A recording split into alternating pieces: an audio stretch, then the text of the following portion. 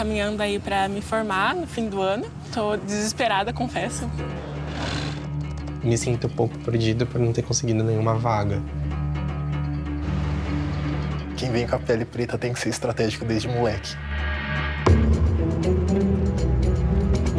3 jovens negros em diferentes fases profissionais mostram os obstáculos que aparecem no caminho da luta por uma carreira no mercado formal de trabalho. Ninguém desenha um plano de carreira para a pessoa preta virar diretora, virar presidente. O confronto ainda é contra o racismo estrutural e o imaginário sistema de meritocracia tatuado na sociedade brasileira. Quando a gente não é reconhecido, isso pode culminar num ataque à autoestima.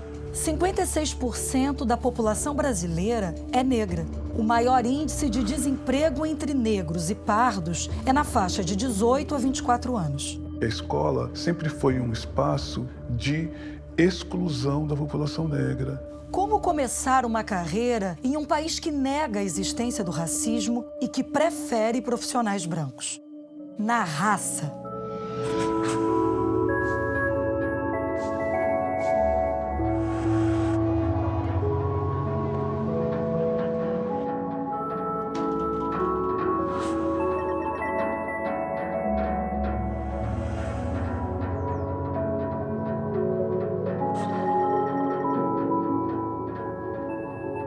Eu gosto de mexer isso com os sentimentos das pessoas, assim. Que eu acho isso muito divertido. E é o que o jogo traz, sabe? Ali você vai conseguir estudar tudo da pessoa. Porque o jogo é uma arte sua. É onde eu consigo me expressar. É onde eu consigo colocar todos os meus sentimentos, todas as minhas ideias, criações. E tentar trazer algo bonito. E na maioria das vezes parece que vem de um sonho. E graças ao esforço do meu pai, que eu tenho que agradecer ele todos os dias, que teve a oportunidade em poder pagar uma faculdade pra mim. E aí, Sari, tá tudo bem contigo? Tô de boa, tô tranquilo. Como é que você tá? Tô bem. Faz um ano e meio quase por aí que eu tô trabalhando nesse cenário. Ah, que legal. Nossa, mas deu uma boa mudada já, tá bem legal. Lembro muito na faculdade, porque você sempre falava, gente, vamos no evento X, vai, você tem que conhecer. Porque assim, quando eu entrei na faculdade, acho que tanto eu quanto outras pessoas não sabia muito. A gente tem que se enfiar ali pra tentar conseguir alguma coisa, que é muito difícil, né? É muito difícil. É assim, você tem que ser muito cara de pau, de verdade. Mas e aí, como é que você tá de procura dos jobs? Como você tá indo atrás dos empregos? Como que tá essa jornada? Tô mandando currículo novamente pra algumas empresas, algumas abriram vaga novamente. Eu tô nessa agora, não importa qual vaga que seja, mas sendo no mercado pra eu conseguir me consolidar e evoluindo cada vez mais, já é uma porta de entrada. Porque assim, quando eu entrei direto como artista, só que isso é um caso bem raro, né? Sendo uma porta de entrada já tá ótimo. Pra mim, ali eu vou conseguir me consolidar um pouco, as pessoas vão me conhecer, vão saber pro lado profissional e vai havendo outras paixões a partir dali. E se a gente fosse ver a professora Lia? Nossa, ela sempre foi tão boa de dar conselho pra gente. Nossa, eu tô morrendo de saudade de ver ela. A gente podia muito ver ela, né? Sim, não, isso é verdade. Eu gostaria muito. Agora eu tô, tipo assim, mais tranquilo, eu consigo. Essa área parece que é fácil de conseguir vaga, mas não é. Você acaba ficando um pouco chateada, porque você pensa que você não é bom o suficiente para aquela vaga. Mesmo sendo uma vaga de júnior, porque você não tem experiência, ninguém abriu uma porta pra você. Eu já, se desistir, já pensei em tentar entrar em outra área. Se não der certo. Mas isso vem... Eu fico com isso, aí depois eu penso, relaxo e eu vejo que eu tenho que continuar insistindo, tentando.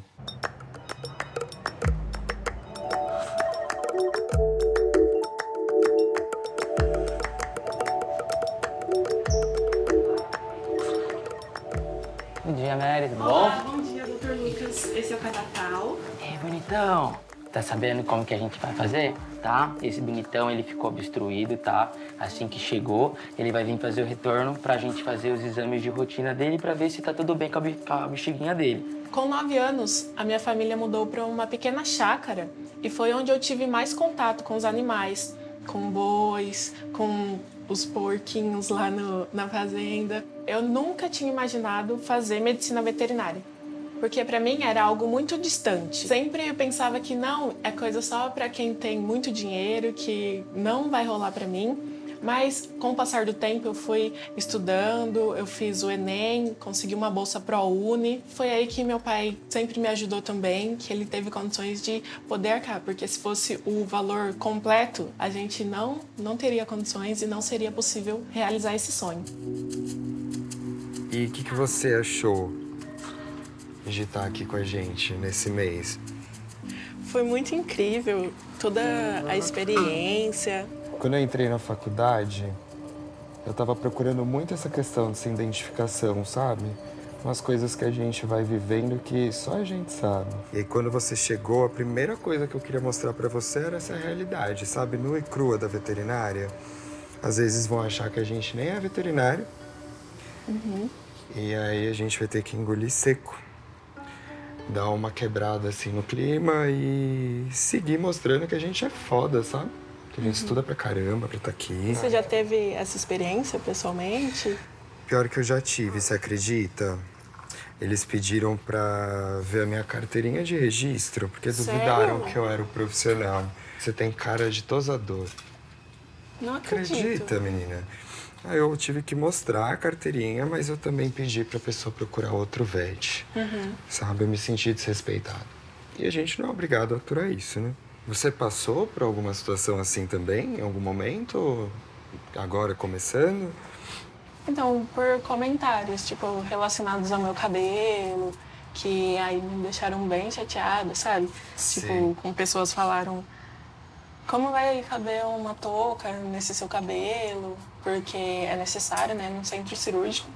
E eu tirava minha touca de tecido assim, ó, linda e bela. Esfregava na cara deles. Não, perfeita. Vamos lá? Vamos pesar ela aqui, por favor.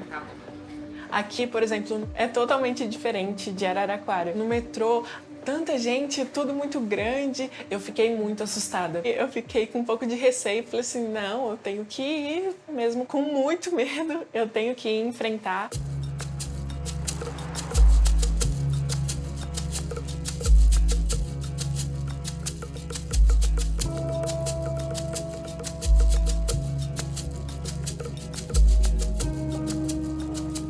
Cadê o Josh?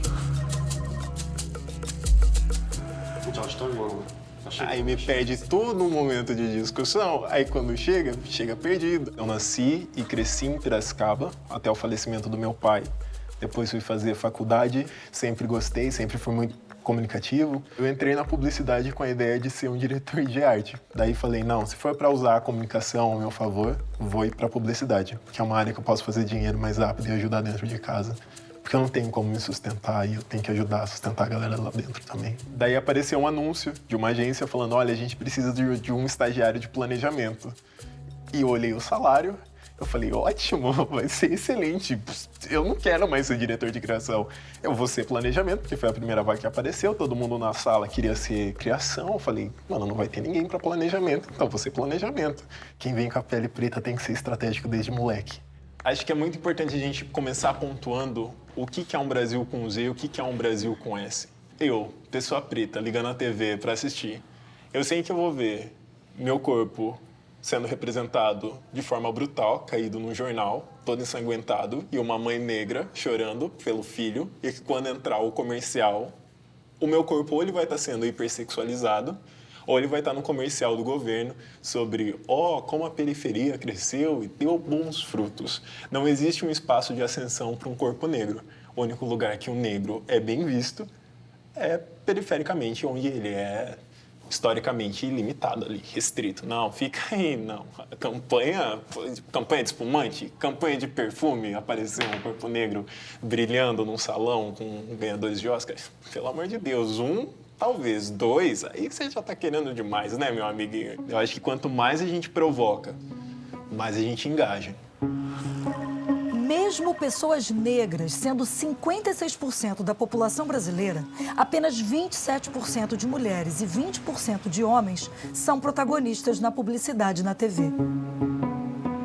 O que faz esse Brasil com Z, esse Brasil com S terem essas dimensões na frente da tela? É muito sobre os profissionais que estão produzindo tudo isso. Se a gente olha o histórico de agências ou de produtoras, a maioria são pessoas brancas nos cargos de direção, nos cargos de execução, nos cargos de ideia, nos cargos de grande voz. E daí não adianta. Vai ser estereótipo atrás de estereótipo, atrás de estereótipo, e favorecimento atrás de favorecimento, atrás de favorecimento. E é um ciclo que se repete por gerações e gerações. Que legado eu vou deixar para trás quando eu olhar para minha carreira? Que eu não abri portas, que eu não trouxe mais gente comigo, que eu deixei a galera que fala budget, que desenha um Brasil com um Z, que exclui a favela, que coloca corpos periféricos só para comercial de verão fazer o corre deles. Se alguém tem que revolucionar a comunicação, vai ser eu, parceiro. Eu vou ser a história em movimento. E eu não vou fazer isso sozinho. Eu vou fazer isso com um monte de preto que vai vir junto comigo.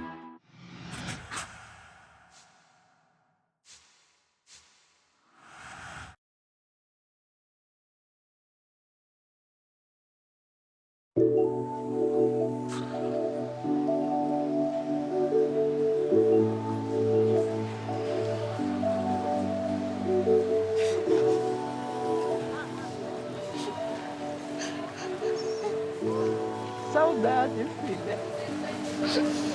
Eu tô muito bem. Você tá bem? Eu ainda vou te dar muito orgulho. Muito, tá? Eu sempre te amo muito, muito, muito. Eu sempre torci muito por você, tá? Para pensar as famílias negras de uma forma contemporânea, a gente precisa voltar um pouco na história e localizar que tudo isso que a gente trata como família negra é, sobretudo, uma dinâmica das mulheres. As mulheres negras são responsáveis por aquilo que a gente pode entender como estrutura familiar. Vou te dar muito orgulho, tá bom? Tá bom, meu amor. Te amo, sei de todo o seu esforço, de toda a sua luta. E a gente vai vencer junto cada luta que aparecer. Historicamente, elas responderam e ainda respondem pela guarda dos filhos, pela educação dos filhos, são aquelas que têm uma maior preocupação. Em certa medida, também elas foram responsáveis pelo sustento de boa parte dos lares negros. A força dessas mulheres foi responsável por manter várias famílias unidas. Então, essa é uma estrutura herdada do período do escravismo e que atravessa todo o século XX. Matheus, você tem um tempo? Vamos fazer uma caminhada? 5 minutinhos, beleza? Se troca rápido aí, vamos. Tá, beleza. Minha mãe é um alicerce, é uma rocha, assim. É uma mulher que não teve os estudos completos, cortou cana-de-açúcar, trabalhou numa confecção de estofados e acabou com a coluna dela, que limpou muito banheiro na vida. E principalmente quando meu pai morreu, assim, ela segurou muitas pontas para que eu e minha irmã pudéssemos ser o que a gente é hoje. A gente tem aquilo que talvez a gente pudesse entender que é um ciclo de desvantagens. Eu estou falando nós, a população negra, de uma certa forma. Então você herda um ciclo de desvantagens. Esse ciclo de desvantagens implica que muito cedo as mulheres negras, os homens, entendeu, tiveram que trabalhar. E, consequentemente, essas pessoas, poucas as pessoas dos anos 40, dos anos 50, dos anos 60, foram aquelas que chegaram na educação, chegaram no ensino superior.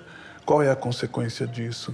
A consequência disso é que a escola é um patrimônio. E os sonhos da senhora? O que você abriu mão, assim, para ver eu e a Laís formada?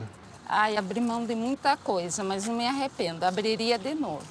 Que bonitinha. Será que abriria? Brincadeira, mãe. Brincadeira. Teria um carro zero. Teria... Isso eu dou pra senhora, relaxa. Vendido já a minha casa. Já teria feito muita coisa, mas eu tô feliz e orgulhosa de vocês dois. Muito, muito, muito mesmo. Minha mãe é incomensuravelmente gigante. E é muito triste que as mães pretas tenham que ser tão fortes para que os filhos sejam assim. E chega a ser injusto que elas tenham que ser assim. bizarramente injusto. Bizarro. O Lucas também adorava cantar. O Lucas era cantor e dançarino. Hoje em dia não gosta muito não, mas ele sempre gostava de cantar e dançar. Ele ficava muito com a minha mãe. Então, a minha mãe cuidou dele muito durante a infância, assim, para minha cunhada trabalhar. E a responsabilidade era minha, dava banho, dava comida, levava no colégio. E essa ideia de herança é uma coisa legal, né? Porque a família negra, na perspectiva dos africanos, da diáspora africana, é uma família extensiva. É aquela em que mais de uma pessoa educa. A minha impressão é que isso hoje não é muito diferente. O agravante ou a situação que nós temos hoje é uma situação de que os processos de urbanização que o Brasil atravessou pós-anos 50 reposiciona essa mulher negra em relação ao mercado de trabalho. De uma maneira muito semelhante com o que acontecia no escravismo, a maior parte do tempo não é aquela que responde diretamente pela educação dos seus filhos. Ele escolheu essa profissão, eu fiquei meio assim, porque o mercado de trabalho nessa área dele não é... Aqui nós não tem muito, né? Então eu falei, vai sofrer um pouco até você conseguir. Por mim, eu tinha feito outra área, assim, que é mais fácil conseguir aqui no Brasil, porque essa área geralmente não é muito aqui, mas ele queria essa área, então a gente não pode mandar. Mas a gente tem que correr atrás de sonhos, né, também, porque também a gente só fazer para ganhar dinheiro, a gente tem que fazer para ganhar sonho. O sonho dele é... Porque assim, todo dia é dia de mudar currículo. A gente não tem hora nem dia. Eu tô sempre marcando ele no meme e dentro de um meme eu tô marcando ele no currículo, no envio de currículo. Que as portas um dia vão se abrir para ele, né? Então, isso que eu falo. Tenha fé que você vai conseguir. Você recebeu um não hoje, amanhã, se Deus quiser, você vai receber um sim ou não, mas você não pode desistir.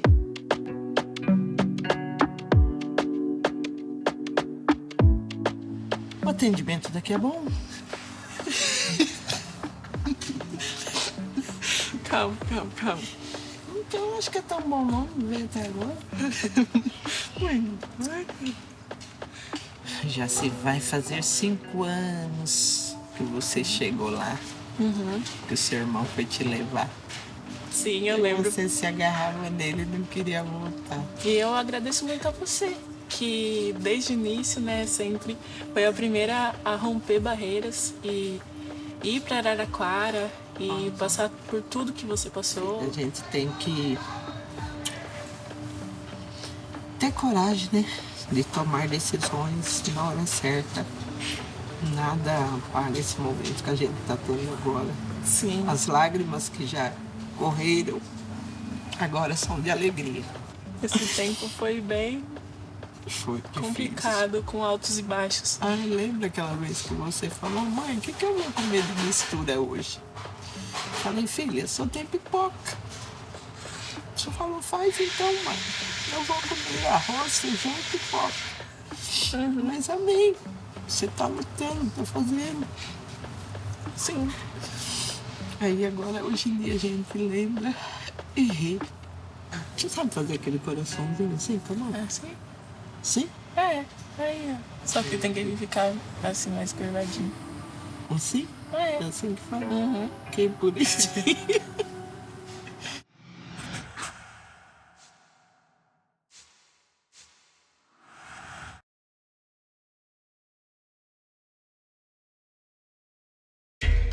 Aqui, ó, pra cima, tava tudo indo pra cima. Era isso, minha vida tava no ápice. E daí eu entrei numa pira de eu preciso trabalhar mais e eu preciso, poxa, mais campanhas e mais visibilidade. E essa foi a sementinha, assim, que eu plantei pra ter um burnout em um dia, na frente de uma reunião, achar que eu tava infartando. Meus companheiros assistindo na tela, assim, desesperados, chamando ajuda, minha mãe chamando o SAMU também. Eu lembro de entrar aos prantos e falar que não queria morrer, assim. A população negra, ela foi trazida para as Américas como trabalhadoras não remuneradas. Então, já está vinculada na nossa subjetividade que a gente é um trabalhador necessariamente. Então, enquanto pessoa negra, a gente trabalha. A questão é que, no momento social brasileiro, a pessoa negra pode começar a escolher o seu trabalho. E aí, sim, quem sabe, poder se satisfazer de alguma forma com ele, vem uma expectativa muito alta que nem mesmo imagino que ela consiga dimensionar, que é de romper toda uma história de centenas de anos de escravidão, que é não trabalhar necessariamente para o outro, mas passar a trabalhar para si e não só dar conta de ficar bem com esse trabalho, de dar conta das suas necessidades subjetivas e físicas, mas também honrar quem veio antes. Quando eu cheguei aqui, eu menti. Eu disse que era porque eu era tímido. E até que a gente teve um exercício de sala de aula, que a gente tinha que contar ou uma mentira ou uma verdade, o elenco tinha que descobrir. E daí eu contei o real motivo. Eu tava, tão achando que eu ia morrer, que na minha cabeça ia ser muita burrice se eu não fizesse coisas que eu realmente queria ter feito. E uma delas era o teatro. Diferente de um estudante que tem um investimento na família e esse investimento já é dado, o estudante negro ele vai ter que usar de outros recursos para além desse familiar para conseguir, exercendo um outro trabalho de pouca qualificação para conseguir sustentar um trabalho de maior qualificação, que é o que ela está tentando. Olá, boa tarde, tudo bom? Eu me chamo Mary Ellen, eu faço faculdade de veterinária. Vocês gostariam de comprar uma paçoquinha R$1 para me ajudar nos custos? Sim! Sim? Então, eu disponho uma parte para condução, né, do ônibus e uma parte eu guardo para poder investir futuramente, que é na minha pós-graduação de cirurgia. Responder à demanda da população negra é entender quais são as suas necessidades. E uma dessas necessidades é a escola. Desde muito cedo, mesmo antes do que nós chamamos de movimento negro contemporâneo, a escola sempre foi um valor para as famílias negras. Ocorre que a escola sempre foi um espaço de exclusão da população negra.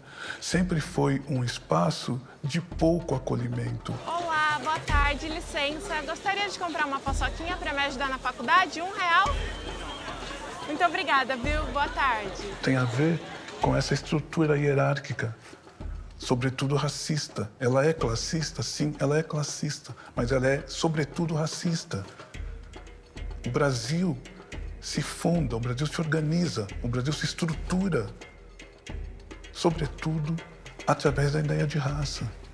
É isso que assegura a acumulação de riqueza. É isso que assegurou essas diferenças que ainda estão preeminentes, são presentes na sociedade brasileira, definidos por um nível de superioridade que o outro tem em relação a você, entendeu? Porque você tem uma ideologia que estabelece essas estratificações entre os grupos. Me sinto um pouco perdido por não ter conseguido nenhuma vaga. E cada vez mais as coisas estão piorando no nosso país. Eu não penso como que será daqui a 5 a 10 anos. Se eu vou estar na área, se eu vou estar em outra. Mas uma coisa que eu sei que eu quero estar com todos os meus sonhos realizados. De verdade. E poder trazer mais orgulho para meus pais. E recompensar eles de uma forma melhor de tudo que eles tiveram, com que eles me deram desde criança. A gente precisa ser reconhecido. Isso faz parte da nossa vida desde pequenininho. A gente fica feliz quando é reconhecido. E no trabalho não deveria ser diferente. Quando a gente não é reconhecido, quando a gente não pode trabalhar, exercer a nossa subjetividade ali no trabalho, criar a partir das nossas referências, isso pode culminar num ataque mesmo à autoestima. É assim, a minha avó sempre fala, minha tia, minha mãe é assim. Você vai continuar, insiste que uma hora vai, não desiste em nenhum momento. Só vai, que uma hora vai dar certo. É literalmente isso.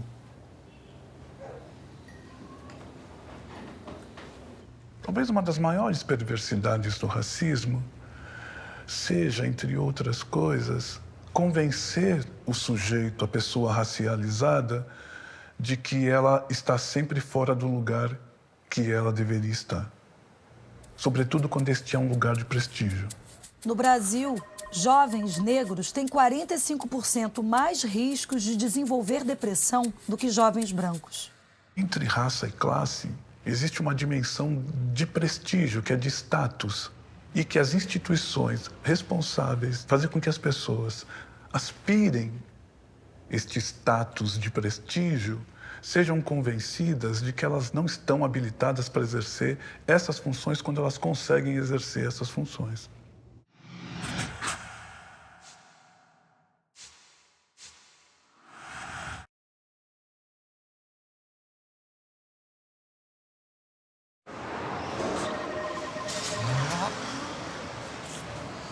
Oi, Lucas! Quanto tempo?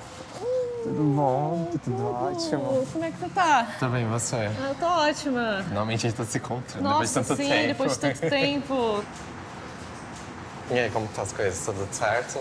Ah, tá tudo bem, caminhando. Caminhando. E você? Como é que tá a sua caminhando jornada também. de procurando as coisas? Tá difícil, mas mesmo assim, né, manter o foco pra continuar na carreira, não desistir de jeito nenhum. Antes de uma entrevista, eu sempre ficava ansioso. E aí eu fui trabalhando isso sozinho. A calma, também do não, de não ter passado. Eu acho que os processos seletivos, eles são... É um lugar muito opressivo, assim, né? Para as pessoas pretas. Então, de perguntas, assim, que você não quer responder. Você não quer falar de onde você é. Você não quer falar quanto tempo você demorou para chegar ali.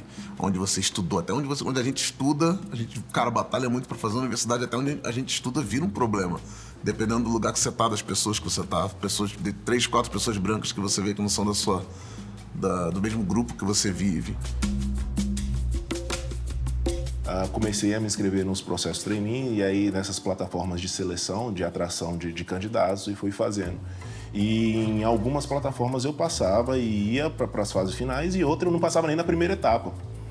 E eu acho que isso diz muito do construto de como é feito um sistema racista, de exclusão. Porque o teste de lógica era parecido. Os testes de fit cultural, na primeira fase, eram parecidos também. Então, de uma plataforma para outra, não mudava muito, mas em umas eu era reprovado logo de cara e outras não. Eu conseguia passar e chegar à etapa final dos processos seletivos. Que bom que a Lia vai se encontrar com a gente, verdade, né? porque a gente vai poder ver ela depois de 2 anos. Saudade das aulas dela. Saudade das aulas dela. Também da gente sair pra comer um bal. Sim, ela ajudou demais a gente, verdade. né? Nossa, durante essa pandemia, eu queria morrer, não vou mentir, em relação aos estudos, às coisas que estão acontecendo na vida. Foi super difícil. Depois de 2 anos ainda, né? Quem diria? Quem diria? Oi, Lia, tudo bem? Quanto tempo? Você tá ali, tá tudo bem? Bem. Falando um pouquinho de você, da época da faculdade. Vocês todos, eu tenho muito carinho. Boto todo mundo no meu coração, meus chuchuzinhos. Uma das coisas que deu pra perceber, ainda mais por conta do seu TCC, que foi um tanto quanto conturbante, né? Teve vários problemas no meio do caminho. Foi que você se dedicava muito e que você é uma pessoa super aberta a feedbacks e que você estava sempre lá lutando. E você nunca parou de lutar. Eu percebi que muitas empresas abrem vaga de júnior querendo uma pessoa sênior, sabe? Sim. Isso eu acho um absurdo. Isso eu acho um absurdo. E aí, eles querem gente com experiência de 2 a 3 anos. Como que você vai oferecer assim se a pessoa nunca abrir uma vaga de estágio? A pessoa fica perdida, você não sabe, com medo de desistir da área, sabe? Tem a bolha e como você entra nela, porque Exato. as vagas de início ficam na bolha. Sueli Carneiro traz um raciocínio importante, sempre consegue escurecer nossas ideias, que assim, tudo nesse país foi cota, sempre foi cota. E das pessoas brancas que vieram para cá emigrar, os alemães, só ganharam terras, isso é cota. Ganhou um pedaço de terra para você trabalhar. Então tudo sempre foi cota. Uma empresa estar no Brasil e se considerar uma empresa que faz negócios no Brasil, ela precisa ser brasileira. E Brasil é ser composto 56% de pessoas negras, né? Então, na alta liderança é quem toma a decisão. Eu não posso ter uma população negra subrepresentada e não atender uma demanda de 56% da população do Brasil. Fica com o pensamento, será que eu joguei um dinheiro, um meu investimento na faculdade fora? Porque não tô vendo progressão nisso. Sim. E aí você fica, e agora? O que será da minha vida? Como eu também já passei por isso e ainda passo. O que vai acontecer após todo esse tempo que eu não tô encontrando uma vaga na minha área? Só olha para as pessoas, para as grandes agências, quantos sócios tem preto? Não tem, porque a gente não tem plano de carreira. Ninguém faz desenha um plano de carreira para a pessoa preta virar diretora, virar presidente. Falar de diversidade e inclusão vai além das contratações. Vai além de trazer uma pessoa para a área e aí a gente falar sobre representatividade, uma representatividade vazia. Onde você vai ter um totem ali. Ou seja, uma pessoa que não vai representar a massa, o total. Não pode ser reducionista ao ponto de, pronto, a gente contratou, a gente trouxe 1 ou 2 pessoas e a gente resolveu o problema. A gente já tem quem mostrar nas redes sociais. A gente está caminhando para mudanças. O mercado está entendendo que diversidade, além de gerar inovação, é um dever moral e ético que todos nós temos. Diversidade bate na inclusão, que bate na reparação social. Falar de que a sua empresa vai crescer porque você está incluindo, obviamente que ela vai acontecer. Mas a gente não pode se motivar a fazer esse trabalho porque a gente vai crescer como empresa. A gente tem que se motivar a fazer esse trabalho pelo entendimento do qual as empresas existem na sociedade, que é para gerar valor para a sociedade e não só pura e única exclusivamente para o acionista. Quando eu cheguei na primeira semana, uma antilíder chegou perto de mim e falou assim, eu tô tão feliz que você é gerente de operações. Aí eu falei, por quê? Você é uma mulher negra, eu não acredito. A mulher me deu um abraço sem nem me conhecer. E eu não imaginava o impacto que eu causava. Onde eu me vejo, chegando na minha carreira, o ápice, acho que ser CMO. Mas pode ser que eu mude ao longo do caminho, mas CMO, que é o ápice da carreira de um marqueteiro, é muito massa. Mas não é só chegar a ser um CMO qualquer assim. Eu quero muito que tenha uma cláusula no meu contrato que à medida que eu subir de cargo, seja contratado um negro no cargo anterior. E daí eu vou subir e vai ficar outro negro. E daí eu vou subir e vai ficar outro negro. Quando eu chegar em CMO, eu não vou ter deixado um rastro. Porque rastro deixa quem pisa na sujeira e entra dentro de casa. Eu vou ter deixado um legado. E essa galera vai fazer a mesma coisa. Eles vão deixar um legado para eles. E quando eu olhar para trás e me aposentar, eu vou ver que o mercado que era assim, na participação de negros, vai estar bem mais escurecido. E como isso vai ser bom. Vai ser incrível.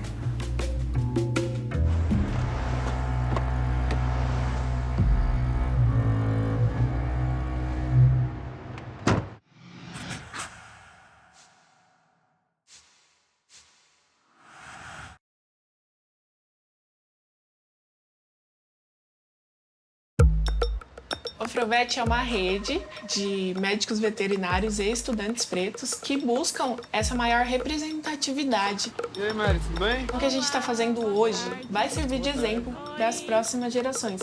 O Afrovet traz possibilidades. Como a Mary vir para São Paulo, veio a partir dessas possibilidades. Então a gente conseguiu se organizar, para fazer ali uma vaquinha, todo o apoio financeiro. Tudo bem? Olá, boa tarde. Sou Isabela. Prazer. Tudo bem? Tudo bem, e você? Prazer, Gabi. Gabi. Prazer, Mary. Prazer, Mary. Então, durante o tour, a gente vai encontrar a cidade de agora, mas é importante também a gente imaginar a cidade um pouco antes. Aqui acontecia uma coisa que pra gente dói e continua doendo, que era mercar pessoas escravizadas. Eu sempre digo, e aí contar um pouco sobre o projeto, que quando eu trago o Sampa Negra, eu estou falando de denúncia do que é muito ruim, que foi, mas que a gente ainda continua sentindo essas consequências, mas também de celebração, porque tem coisas muito incríveis e boas que acontecem no centro da cidade e nem todo mundo conhece. Em 1978, a juventude negra brasileira se une no centro de São Paulo e forma o Movimento Negro Unificado, responsável pela implementação de determinantes políticas públicas. Há 10 anos atrás, a realidade era muito distinta disso. Tinham outros veterinários? Com certeza tinham, mas que eram de áreas específicas e a gente acabava não se encontrando. E aí, se a gente não tem a chance de se encontrar, de se ver no outro, a gente se sente sozinho. E aí, por conta de ir se moldando, você se molda ao meio. E o meio que eu convivia era um meio de pessoas brancas, né? Era um meio que eu era vista, mas não era reconhecida. Esse é o lugar que a gente diz que divide o Bexiga. Muita gente chama essa parte de cima de Bela Vista e a parte de baixo de Bexiga, que é um bairro com uma história preta muito marcante na cidade. Porque nasce em torno de um quilombo, porque o quilombo tem tudo a ver com o modo de vida em torno de um rio. E aí quando a gente olha para alguns detalhes e elementos desse bairro, principalmente olhando para baixo, a gente vai vendo muitos traços das culturas pretas na cidade, uma memória de luta, mas também de fé e de trabalho para as comunidades pretas. A branquitude ela tem uma forma mais individual de corresponder e a negritude tem um outro jeito de se relacionar que é mais coletiva, que é de, às vezes, mais conscientemente, às vezes menos, que é de voltar para a sociedade aquilo que ela construiu. Porque isso foi dado desde o começo da vida, de dividir os espaços, de dividir o lanche. Quais eram as pessoas que podiam ter um quarto só para si, quais eram as pessoas que tinham que compartilhar o quarto. Então, são experiências de vida completamente diferentes que não necessariamente deveriam ser comparadas no sentido hierarquizante, de ser uma melhor do que a outra, mas são experiências diferentes e como essas experiências podem complementar. E se a gente fosse pensar no campo do trabalho mesmo, vão possibilitando que novas formas e mais criativas de realizar o trabalho possam acontecer. Obrigada, viu? Obrigada. Até breve. Vejo vocês por aí, pelos caminhos. Obrigada a você também. Obrigada. Boa São Paulo, gente. Até pelo que a gente viu hoje aqui na nossa história, a gente é resistência. O povo preto sempre foi resistência, então a gente sempre vai continuar sendo isso até para honrar, né, o que os nossos antepassados passaram. Então a gente está aqui hoje graças a ele, então a gente tem que honrar e passar isso para as próximas gerações. E muitas vezes eu mesma já pensei em desistir. E, tipo, o Afrovete, vocês são tipo um exemplo para mim, de verdade.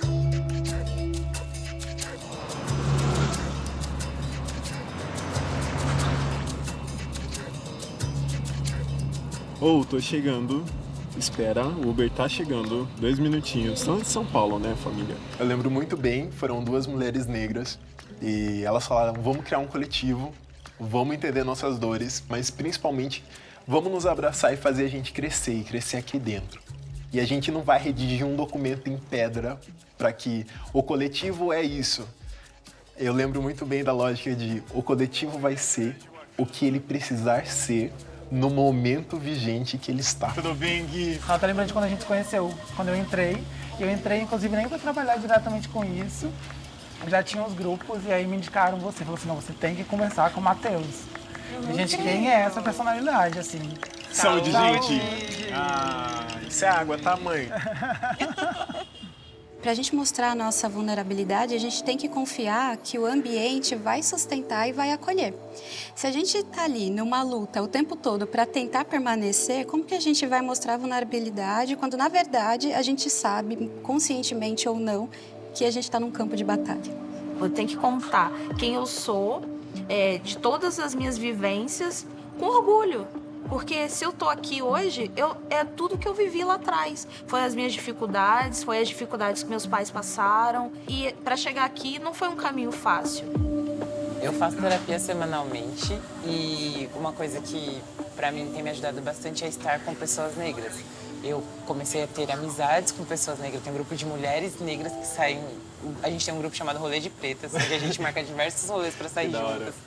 E é impressionante como a questão da autoestima, né, eu volto a dizer, quando eu estou em ambientes onde majoritariamente são negros... Isso é muito triste. A minha sensação comigo mesma é completamente diferente de espaços majoritariamente brancos.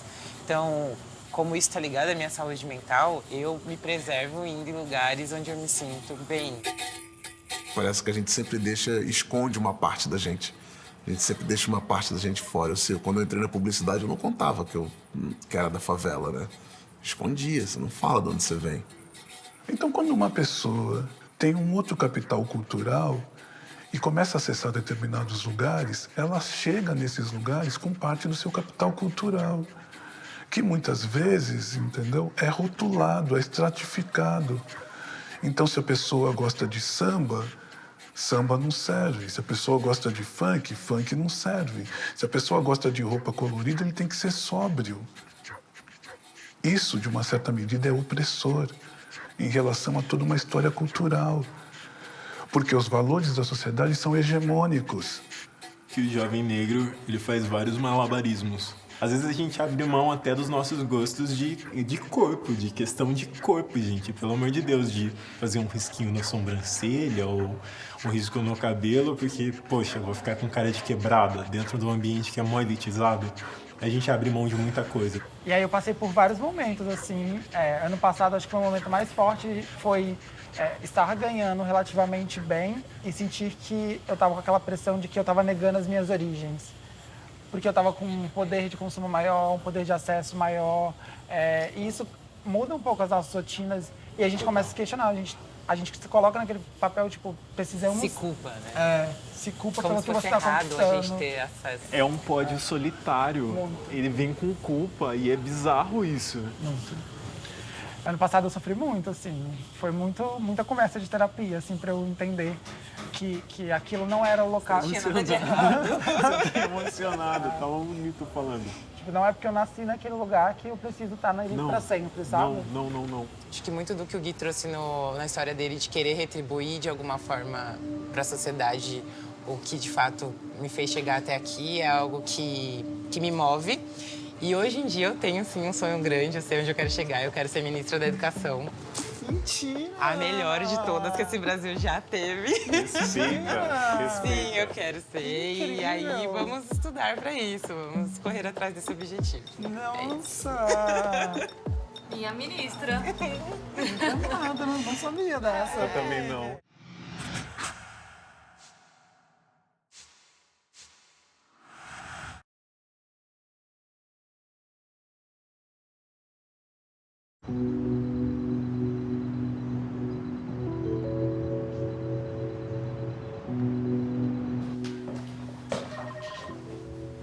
Oi, pai. Tá tudo bem? Tá tudo bem. Ah, tô bem. Queria falar uma coisa pra vocês que acabou de me pegar de surpresa, assim. Lembra que semana passada que eu acabei fazendo aquela entrevista na quinta-feira? Sei. Pois é, então. Eu recebi um e-mail. Prezado Lucas, é com imensa alegria que informamos que você foi aprovado em um processo seletivo e que estamos ansiosos para te receber. É numa empresa de jogos. Eu vou começar dia 1º de setembro já. Ô, filho, parabéns, Deus que se abençoe. Você merece. Parabéns! Que Deus te abençoe muito na sua vida, que tudo de bom, que você conquista tudo que você merece, filho. O que eu não consegui, na minha vida, que eu não tive oportunidade, né? Mas consegui o máximo, porque eu só ia educar meus filhos, isso para você, sua irmã, para mim foi só uma riqueza. Isso eu vou guardar pro resto da vida, tá? E vocês são meus orgulhos. Isso aí, filho. Só felicidade que a gente, né, que você dá pra nós, tá bom?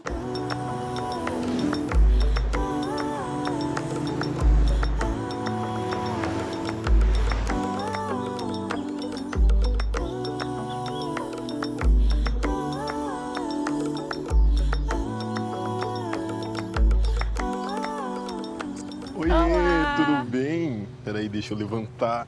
Oi, boa tarde, bem? prazer. Prazer, Matheus. E esse é o... Olá, gente, sou o Lucas. Oi, tudo bem? Prazer, Olá, Lucas. prazer. Eu amei a sua camisa, posso Obrigado.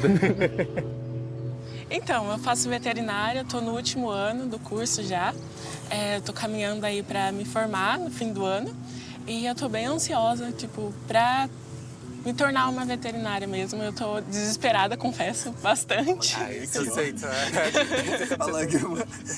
Sim, bem isso. Eu tô bem desesperada, mas vai dar tudo certo. Eu tento respirar, viver o dia, cada dia após o outro. Participar do filme tem sido uma experiência incrível, onde eu posso ver, né, ter essa percepção do ambiente, né, que a gente vive, do ambiente de trabalho e perceber pequenos pontos, pequenas coisas que antes eu não notava diretamente. Eu tô formado já há 2 anos em jogos digitais e desde então eu vim procurando vagas na minha área e vem sendo difícil.